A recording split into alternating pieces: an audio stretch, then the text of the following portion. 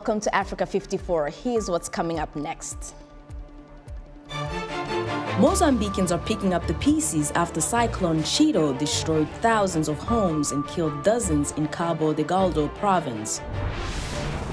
Journalists in Ghana push for accurate reporting to counter harmful disinformation and misinformation. And in Washington, there are concerns that a bipartisan effort to protect children from the harms of social media is running out of time. All this and much more coming up on Africa 54.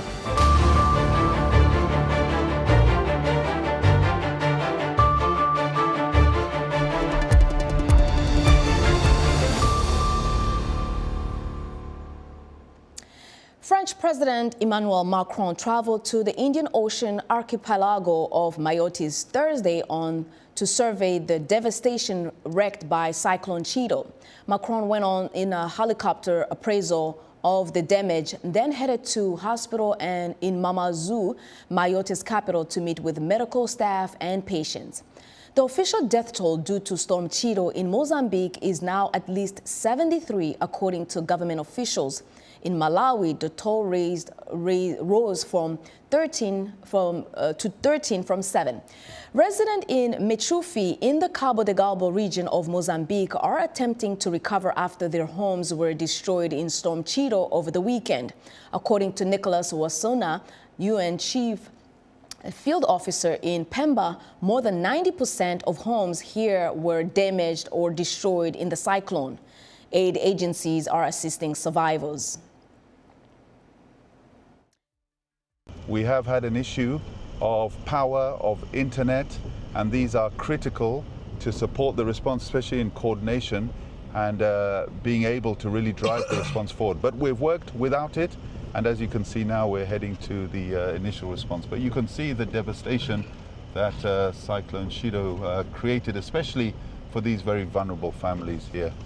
So this was the worst affected area. From the reports we're getting, over 90% of the homes were either totally collapsed or partially damaged.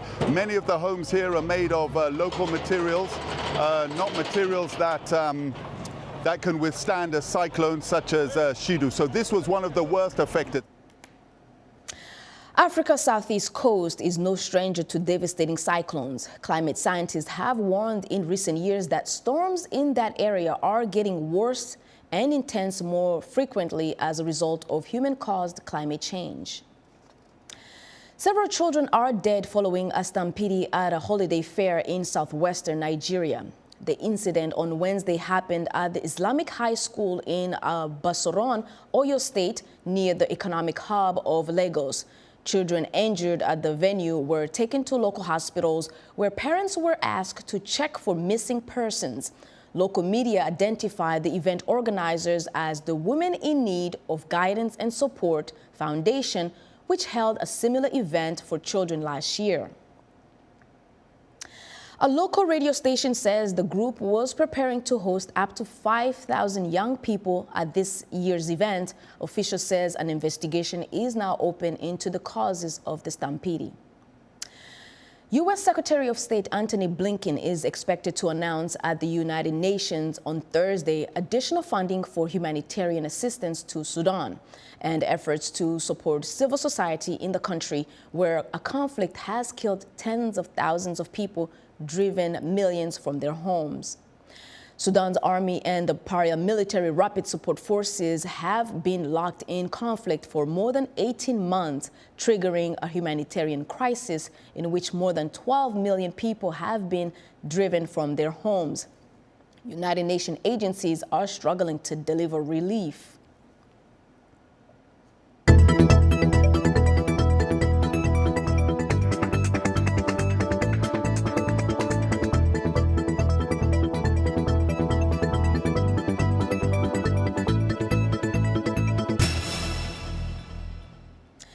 Ghana is facing a wave of harmful disinformation and misinformation. Some journalists are hoping to fight back with accurate reporting. Reporter Isaac Kaledzi has this story from Accra, Ghana. Kweku Asante leads a team of journalists at Fact Check Ghana, a project by the Media Foundation for West Africa based in the capital Accra. The team has the daunting task of fighting disinformation and misinformation in social media and in traditional media. Asante says he and his colleagues have no shortage of material to work on. There's a lot of disinformation out there. You wake up in the morning and you see a lot of mentions and tag. Could you look into this for us? Is this accurate information? Is it really the case? Anybody here to help us? And then we come in here and say, well, we have verified it. This is what is the truth. This is not accurate. So this is the accurate information. Fact-checking is Asante's passion, and for the past 5 years, he has worked to empower Ghanaians with accurate information. It gives me a lot of joy, knowing that you are doing something that directly connects to bringing impact and direct influence on the people, because false information can have very dire impact. Look at COVID-19 when there was an influx of false information. University student Portia Fafale Geja knows firsthand about the impact false information can have. She almost got duped after receiving false information on WhatsApp about Ghana's Vice President, Mahamudu Bawumia, giving out free cash. So someone sent a link to me that Bawumia was giving out free money. So I just clicked on the link, did all the process, and it got to a point where I had to share on WhatsApp. I was sharing. At the end of the day, I never got the money. So it was there that I realized someone came to tell me that these news are fake, so I shouldn't just follow them. Because imagine the time I was using to share those links, I could have done something. And at that way, I was using my data, and I was sharing something that was very fake. I felt embarrassed. Asante and his team deploy several digital tools to verify information. The Invade Fake Debunker is one of them, helping to authenticate the source of any video that is published online. Asante says more verification tools are available to help. When it comes to videos, Invade Fake Debunker has always helped us in terms of pulling the frames from photos to help us do searches on videos. There's a new platform that's popped that GeoSpy combines both the Google platform for photos and geolocation, merged. Also really helps us. Asante is not alone in this fight. Rabiu Al-Hassan has been a practicing journalist for more than 10 years now. He's the team lead at Fact Space West Africa, a fact-checking organization working to tackle misinformation and disinformation, as well as propaganda across West Africa. Ghana Fact is part of this organization. Al-Hassan says for him, fighting misinformation is more than just a job. He knows the harm that bad news can do to ordinary people, nations, and the entire West African region. We are not too far off from having bad actors pay attention to what is happening in the country, identify the major fault lines, and try to exploit that. The reason why we are trying in our own small ways to make impact by helping newsrooms in setting up their fact-checking decks, by helping journalists be equipped with more skill set to be able to identify misinformation and tackle disinformation campaigns. Al-Hassan and his team rely on several digital tools to support their work. Prominent among them is reverse image search on some images that circulate on social media. He is optimistic that fact-checking can keep pace with misinformation. We are seeing more and more young people online, and there is more appetite by various actors to be able to control the narrative, just as we saw with mainstream media as well online. So our work has become very relevant. The future looks promising, and we are confident that we would contribute in our own small might to dealing with information disorder, not just in Ghana but across the continent. Al-Hassan is now mentoring young fact-checkers to join his team. I'm fascinated about the fact that I'm able to tell the public that beyond what the person has said or beyond what has been reported, I've been able to go further to know whether that is true or not. At Fact Check Ghana, Asante also shares his skills with young journalists to make sure fighting disinformation becomes a core part of a journalist's job. This was my first experience as a fact checker, transitioning from a fellowship held here, the NGID fellowship, and now working with Fact Check Ghana. Tuku has really been instrumental in my journey as a fact checker. because from the fellowship, he was my trainer and now he's my editor. So he's really been very instrumental in my journey as a fact checker.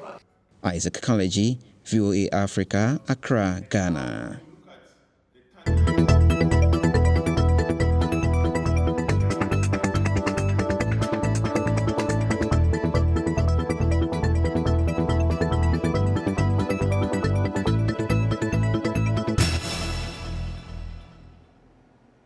Now to the United States, where President-elect Donald Trump is calling on U.S. lawmakers to reject a stopgap bill to keep the federal government funded past Friday, raising the likelihood of a partial shutdown.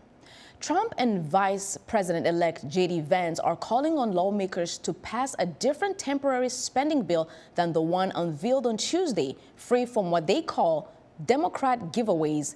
Negotiators on Tuesday agreed on a deal to extend funding through March 14th. House Democratic leader Hakeem Jeffries said Wednesday that the blame will fall on congressional Republicans if the government shuts down. House Republicans have now unilaterally decided to break a bipartisan agreement that they made. House Republicans have been ordered to shut down the government and hurt everyday Americans all across this country. House Republicans will now own any harm that is visited upon the American people that results from a government shutdown or worse. An agreement is an agreement. Trump and Vance says Congress should limit the bill to temporary spending and disaster relief and also raise the national debt ceiling, a politically painful task that is scheduled to come to a head next year. The measures would fund the government agencies at current levels and provide $100 billion for disaster relief and $10 billion in farm aid. A bipartisan effort to protect children from the harms of social media is running out of time in these sessions of the United States Congress. If passed, the Kids Online Safety Act will institute safeguards for the personal information of minors. But free speech advocates and some Republicans are concerned that the bill could lead to censorship. VOA's congressional correspondent Catherine Gibson has more. Social media is again under the spotlight on Capitol Hill. With just days left in this year's session, both Republican and Democratic Party senators are urging the House of Representatives to pass the Kids Online Safety Act. We have laws in the physical space that protect children from the harms of alcohol, tobacco, firearms, protect them from cyberbullying, protect them from exposure to sexual exploitation or pornography. In the virtual space, we do not have those laws. Blackburn is co-sponsor of the bill, the first legislation since 1998 that would provide online protections for minors. But House Speaker Mike Johnson, a Republican, says he's concerned the measure would limit free speech. I think all of us, 100% of us, support the principle behind it. But you got to get this one right. When you're dealing with the regulation of free speech, you can't go too far and have it be overbroad. And conservative groups seeking to limit the powers of government agree. I don't trust government officials to arbitrate fairly because they, by design, are political. And we've seen what happens when political people weaponize speech, and that is dangerous, and it needs to be stopped. And so we've got to come up with a better way of enforcing this, and put some more guardrails in the enforcement. Elon Musk, the owner of social media platform X, worked with lawmakers to address concerns about the legislation. Democratic co-sponsor Richard Blumenthal said earlier this month. What we've clarified is that there's no censorship in this bill. There's no content moderation. There's no blocking of specific content. It is about choice, giving young people choice and their parents safeguards, tools to protect their children. Tech companies Meta and Google oppose the bill. President-elect Donald Trump has not expressed an opinion on the issue, but his son, Donald Trump Jr., posted to X saying, quote, "We can protect free speech and our kids at the same time." Manning says the legislation being considered would not work in practice. State attorney generals would have an opportunity to take whatever the guidelines were, the regulations put in place by the FTC.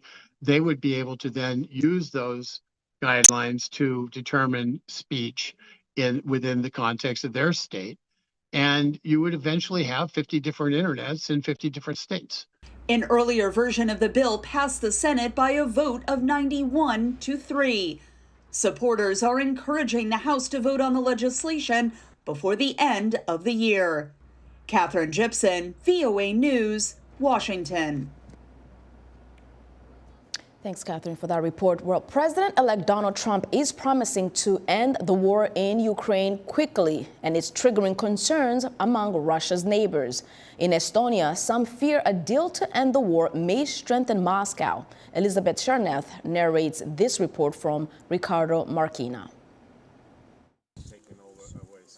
Officers from the Estonian, British, and French armies look out over the border with Russia from the Estonian region of Narva, an image of silent confrontation reminiscent of other times. Less silent are the maneuvers that these 3 NATO members are carrying out here, and which are aimed at training the response to a ground invasion by Moscow's forces. And for the Estonians, this is their land, this is their territory. They need to know that we will fight for them on their ground wherever we need to. Estonia has been a staunch supporter of Ukraine and has its own concerns about Russia's intentions. Those worries have risen following news reports, quoting advisors to U.S. President-elect Donald Trump as saying privately and publicly that they are considering plans that include trading peace for territory in Ukraine. President Trump's team has distanced itself from these claims. Still, the reports have raised concern among Estonian officials. From our perspective, certainly, if Ukraine cannot enter the negotiations from a position of strength and Russia is able to gain territory, this will set a very bad precedent in terms of European security and will further embolden Moscow to take other steps in Europe to challenge NATO. Estonia is a top contributor to NATO, spending 3.43% of its GDP on the alliance, and its leaders agree with President-elect Trump in demanding that NATO members raise their contributions. On the streets of Tallinn, Trump's promises to end the war in Ukraine draw mixed reactions. I have heard that they might cut some of the funds going to Ukraine, which is worrying indeed. I hope that with him the war can end and relations among our countries can improve and not worsen. I don't think he's going to do any very big changes because he may talk about it a lot, but I don't think he can actually stop Putin from invading or something like that. On both sides of the border between Estonia and Russia, there are big questions about what 2025 and the new U.S. administration will mean for the outcome of the war in Ukraine and the future of Russia's other neighbors. For Ricardo Marquina in Narva, Estonia, Elizabeth Chernev, VOA News. Still to come, new specialized medical center opens in Ghana. The African diaspora has long played a vital role in supporting families back home. Today, this has evolved as more members of the diaspora shift their focus from sending money to making long-term investments.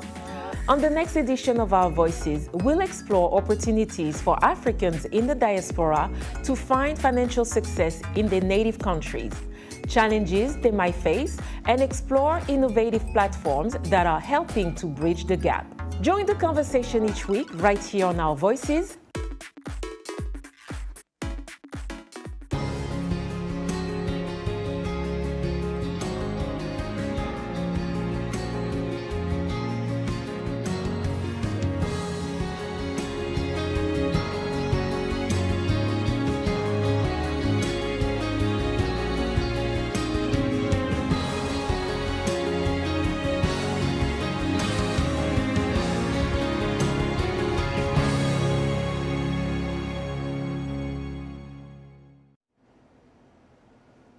In other news, Kenyan President William Ruto says that a mass livestock vaccination campaign is going to continue despite fears of some herders and farmers that the inoculations will somehow hurt their animals. The Ministry of Agriculture says vaccination programs is aimed at blocking the spread of several diseases and making the livestock meet international standards. A new urology and nephrology center for excellence is now open in Ghana. The healthcare facility is being dubbed as the largest in West Africa. This $40 million three-story center is a significant milestone in healthcare.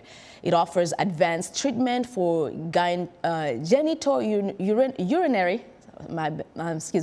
urinary conditions and chronic and acute kidney failure. The facility includes a 30-bed dialysis suite, 70-bed for genitourinary patients, and specialized sections for outpatient care, diagnostic, research, and training. VOA was given an exclusive access to this state-of-the-art facility. Paul Ndiho has more.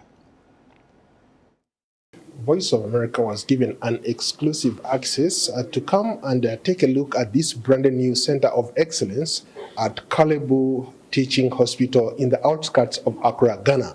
The government of Ghana decided to build this center for us. So this center was built for the renal team, nephrology team, and then the urology team. And so currently in this block, we have wards for inpatients for both urology and nephrology. We have theaters for procedures that needs to be done. We have dialysis unit, as you can see, and other facilities here. This is a newly built facility that was commissioned last month. This building is fully furnished for taking care of those who have urology cases, those who have kidney-related issues, as well as those who have urethral problems, urology problems as well. So all the major surgeries that could have been done outside the country will be done here. We have doctor specialists, nurse specialists who are here working in this particular facility. So this facility is going to work like a center of excellence. Currently in this, we have just 3 centers: the plastic surgery center, urology, radiotherapy center, and also the cardio center. So this is going to be a whole center on its own to take care of those who have kidney-related issues and then urine, bladder urology issues. So that's what this building is supposed to do. And it has all the facilities in there. And so there's even no need for anybody to travel outside of the country for any of this treatment. It's relatively cheaper also, because in this country, the specialists are all here, we are all local people. There's no need for you to fly out of the country, pay hotel bills and others. Everything is fully furnished in this particular building. So having toured this place, it's incredibly impressive what governments can do, given this project was started by the outgoing government, led by Nana Akufo-Addo. So this is sort of a layout or a map that shows the layout of where we are. You also have state-of-the-art elevators. These are brand new. And as you can hear, door closing. Very nice, very nice. The nephrology ward, and is a specialty ward for kidney conditions, kidney diseases, like the renal conditions, chronic kidney diseases, end-stage renal disease, anything that has to do with the kidney. So it's a facility we started work about 3 weeks ago. So we are not yet to full capacity. So we have a 6-bedroom ward. We have 3-bedroom. So this is the 3-bedroom. We have everything set up. Our oxygen wall is ready for use. If you touch it, it's ready for use. This is our suctioning machine. We have a portable vital signs monitor that we keep in the stores. I'll show you. What excites me is about the overall goal and vision of the hospital or the government to expand the care for chronic kidney disease patients. And so we are expecting our patients to come from all over Africa, and it's a big facility. We have 3 floors. This is the ground floor, and we've had about 2 foreigners coming in from Sierra Leone and Nigeria, and so far so good. Very exciting for Ghana and the region. Each year, New York City's most famous retailers unveil their opulent holiday window displays. VOA Dora Makwar explores why the old-fashioned marketing device is still relevant in the modern world. 3, 2, 1. Macy's department store in New York started its tradition of unveiling holiday window displays 150 years ago in 1874. These days, the design process is a nearly year-long effort that begins in February or March. I hope that people think joy and cheer. We're representing the emotion of giving during the holidays.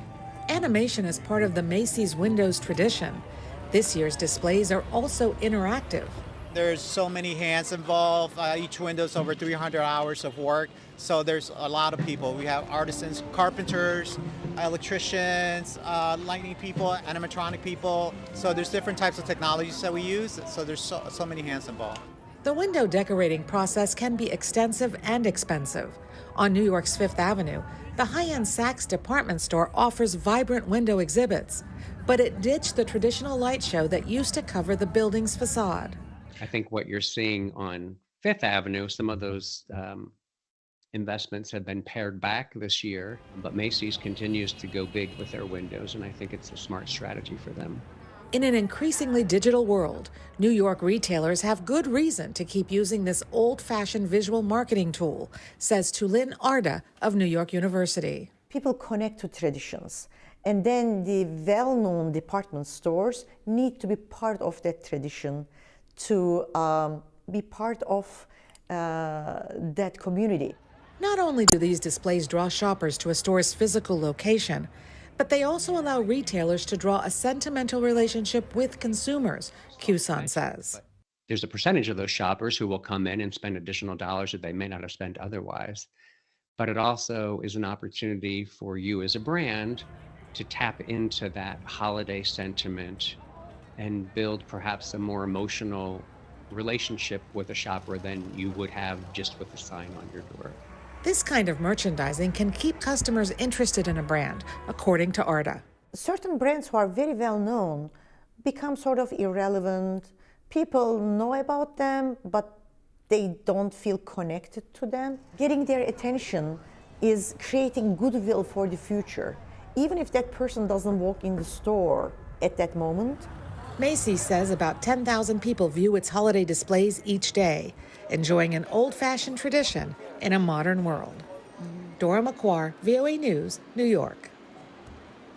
And that's our show for today. Thanks for watching.